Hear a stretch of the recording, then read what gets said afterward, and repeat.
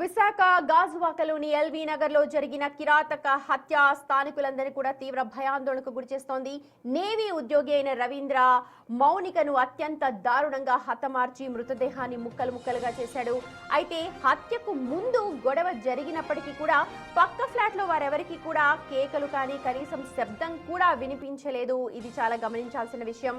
నిందితుడు మరి అత్యంత పగడ్బందీగా పక్కా ప్లాన్ ప్రకారమే ఈ ఘాతుకానికి ఒడిగట్టినట్టుగా కూడా పూర్తి వ్యవహారం చూస్తే అర్థమవుతోంది.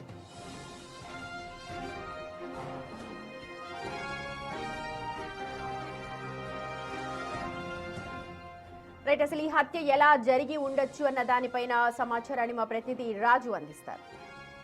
గాజువాక ఎల్వి నగర్లో దారుణమైనటువంటి హత్య జరిగింది. ఈ హత్యకి సంబంధించి ఒక నేవీ ఉద్యోగి మౌనిక అని తన ప్రియురాల్ని ఇంటికి పిలిచి అత్యంత పాశవికంగా హత్య చేసి ముక్కలు ముక్కలుగా కట్ చేసి శరీర భాగాల్ని కొన్ని దహనం చేశాడు, కొన్ని ఫ్రిడ్జ్లో పెట్టాడు. అసలు సీన్ ఆఫ్ ఎఫెన్స్ ఎలా ఉంటుంది? ఎందుకంటే మొత్తం అపార్ట్మెంట్లో ఉన్నటువంటి ఇంటి మోడల్స్ అన్నీ ఒకే విధంగా ఉంటాయి. సీన్లో ఏ విధంగా ఉంటుంది? బహుశా ప్రతి ఇంట్లో కూడా ఉన్నటువంటి వాళ్ళకి సౌండ్ అనేది ఖచ్చితంగా వినిపిస్తుంది. కేకలున్నా కూడా ఆ గొడవ చేసినా కూడా అవన్నీ వినిపించే అవకాశం అయితే ఉంటుంది. నేను ఇది కనిపిస్తున్నటువంటి లొకేషన్, జనాలు కొంత రద్దీగా కనిపిస్తున్నటువంటి ప్లేసే అపార్ట్మెంట్, అంటే ఆ ఫ్లాట్ రవీంద్ర ఉంటున్నటువంటి 102 ఫ్లాట్. ప్రస్తుతం దానికి పక్కనే ఉన్నటువంటి 101 ఫ్లాట్ దగ్గర ఉన్నాను. నేను ఒకసారి హౌస్ లోపలికి వెళ్ళి, అంటే లోపల నుంచి బయటికి ఏమన్నా సౌండ్స్ వినిపిస్తాయా లేదా ఒకసారి చెక్ చేద్దాం. ఎందుకంటే దీన్ని నేను లోపలికి చూపించే ప్రయత్నం అయితే చేస్తాను. లోపల కూడా హౌస్ సంబంధించినటువంటి ఓనర్స్ వాళ్ళ పిల్లలు లోపల ఉన్నారు, ఓనర్ అయితే బయట ఉన్నారు. కానీ నేను ఒకసారి దీన్ని ఎలా ఉండొచ్చు అనే దాన్ని నేను చూపించే ప్రయత్నం అయితే చేస్తాను. ఇక్కడ దీనికి సంబంధించి ప్రస్తుతం నేను హాల్కి అయితే వచ్చాను. ఒకవేళ ఎవరన్నా గొడవ చేసుకున్నా ఘర్షణ పడ్డా కూడా ఖచ్చితంగా కుటుంబ సభ్యులకు సంబంధించి ఆ విషయాలు అనేది వాళ్ళకి తెలిసే అవకాశం అయితే ఉంటుంది. ఇది పక్కన ఉన్నటువంటి ఫ్లాట్. వాస్తవంగా ఆ ఇంటికి ఈ ఇంటికి ఏ విధమైనటువంటి సంబంధం లేదు.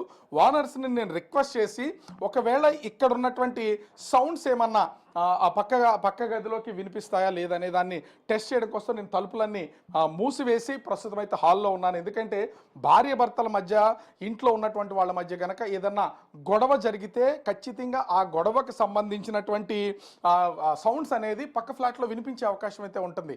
ఇప్పుడు నా మాటలు ఇంటి యజమాని ప్రస్తుతం అయితే ఇంటి బయట ఉన్నారు. అసలు ఆయనకి ఏమైనా వినిపించాయా లేదనేది ఆయన్ని పిలిచి ప్రస్తుతం నేను అడుగుతాను. ఒకసారి వస్తారా? మీరు మీ ఇంట్లోనే ఉన్నాను నేను, మీకు సంబంధించి ఇప్పుడు నేను మీ ఇంట్లో ఉన్నాను. నేను మాట్లాడిన ఏదైనా మాట, నేను చాలా గట్టిగా మాట్లాడుతున్నాను కదా, నా మాటలు ఏమన్నా బయట ఉన్నటువంటి మీకు ఏమైనా వినిపించాయి?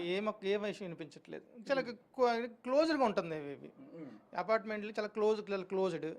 తర్వాత ఇండస్ట్రియల్ ఏరియా పక్కన ఉండడం వల్ల డస్ట్ వల్ల కాస్త డోర్స్ కూడా క్లోజ్ చేసుకుంటాం ఇప్పుడని. అంటే ఇప్పుడు నా మాట చాలా గట్టిగా వస్తుంది కదా మీకు? అక్కడ ఉన్నటువంటి మీ పిల్లలకి నా మాట మీకు వినిపిస్తుందా?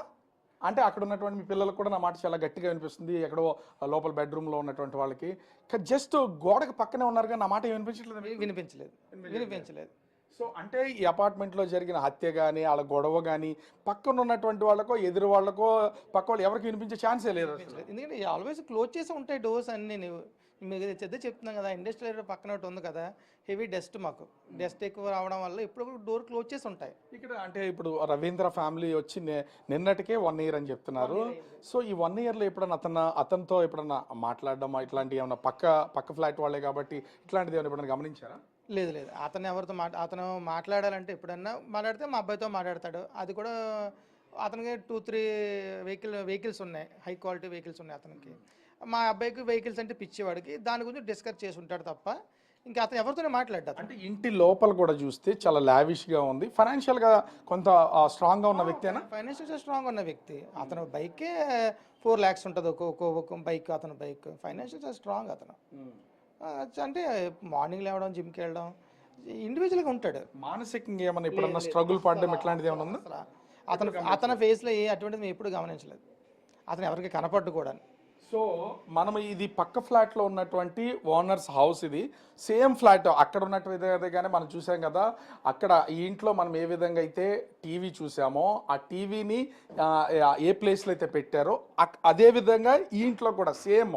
ఎందుకంటే కన్స్ట్రక్షన్ ఒక్కళ్ళే చేశారు కాబట్టి యాజ్ టీజ్గా మనం బయట నుంచి చూస్తే కనుక ఈ ఫ్రిడ్జ్కి సంబంధించి కూడా ముఖ్యంగా చూస్తే అదే ప్లేస్లో ఉంది. అంటే ఒకే రకమైనటువంటి సెట్టింగ్ అంతా ఇంట్లో కానీ ఇంటి వాతావరణం కానీ అంతా ఉన్నటువంటి పరిస్థితి అయితే ఉంది.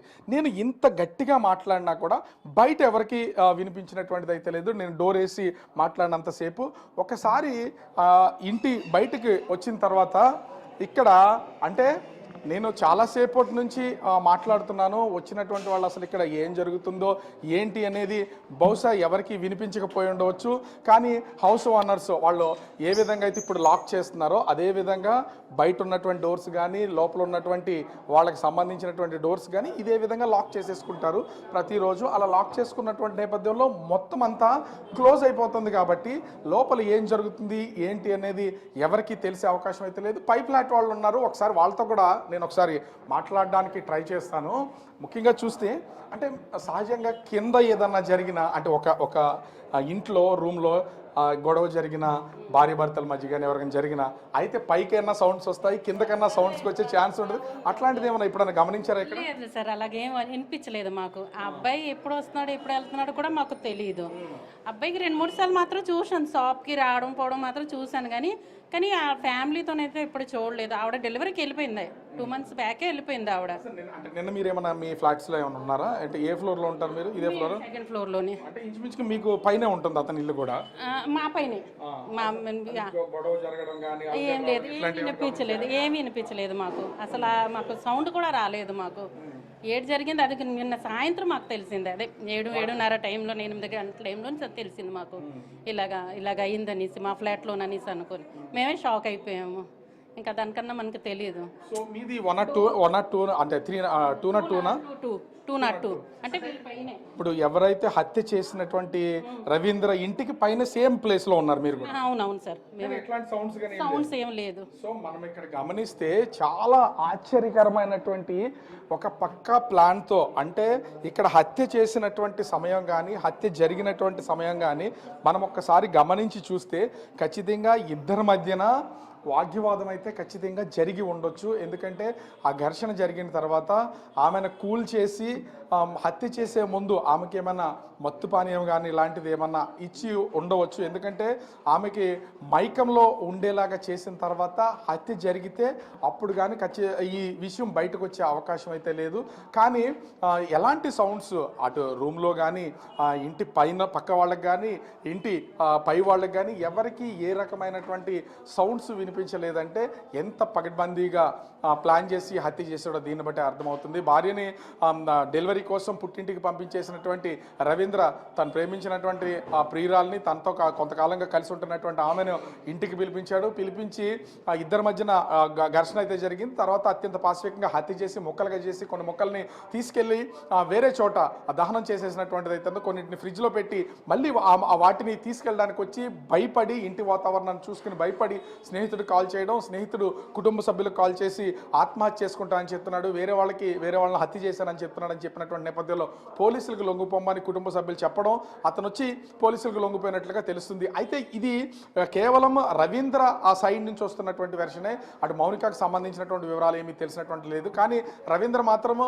లావిష్గా తన లైఫ్ బాగుంటుంది, 3-4 బైక్స్ ఉన్నాయి, ఒక్కో బైక్ 4 లక్షల వాల్యూ ఉన్నటువంటిది, ఫైనాన్షియల్గా ఎట్లాంటి ఇబ్బంది లేదు, మెంటల్గా ఏ విధమైనటువంటి డిస్టర్బెన్స్ లేదు, చాలా స్ట్రాంగ్గా ఉండేటువంటి వ్యక్తి, ప్రతిరోజు జిమ్కి వెళ్తాడు, చాలా స్ట్రాంగ్గా ఉంటాడని పక్క ఫ్లాట్ వాళ్ళు చెప్తున్నటువంటిది అయితే మనం పక్క ఫ్లాట్లో కూడా సేమ్ వాతావరణం ఉన్నటువంటి ఇంటిని చూసి అసలు లోపల జరుగుతున్నటువంటి ఘర్షణ వాతావరణం కానీ లోపల జరిగే మాటలు కానీ ఏమైనా వినిపిస్తా లేదనేది ఒక డెమోగా కేస్ స్టడీగా చేసి చూపించే ప్రయత్నం అయితే చేస్తా. కానీ ఇంటి ఓనర్ని బయట పెట్టి మనం లోపలికి వెళ్ళి మాట్లాడినా కూడా బయట ఉన్నటువంటి వాళ్ళకి ఏ రకమైనటువంటి శబ్దాలు వినిపించినటువంటి నేపథ్యంలో హత్యను చాలా ఈజీగా చేసి తను శవాన్ని మాయం చేసే ప్రయత్నం చేసి చివరికి భయపడి పోలీసులకైతే ఈ సమాచారం ఇచ్చి లొంగిపోయినటువంటి పరిస్థితి కనిపిస్తుంది. కానీ ఇంత దారుణమైనటువంటి ఈ హత్యకు సంబంధించి మరి మౌనిక తల్లిదండ్రులు ఏ విధంగా రెస్పాండ్ అవుతారు, పోలీసులు ఈ కేసుని ఏ విధంగా ఇన్వెస్టిగేషన్ చేసి కేసును ముందుకు తీసుకెళ్తారనేది మాత్రం వేచి చూడాల్సినటువంటి పరిస్థితి కనిపిస్తోంది.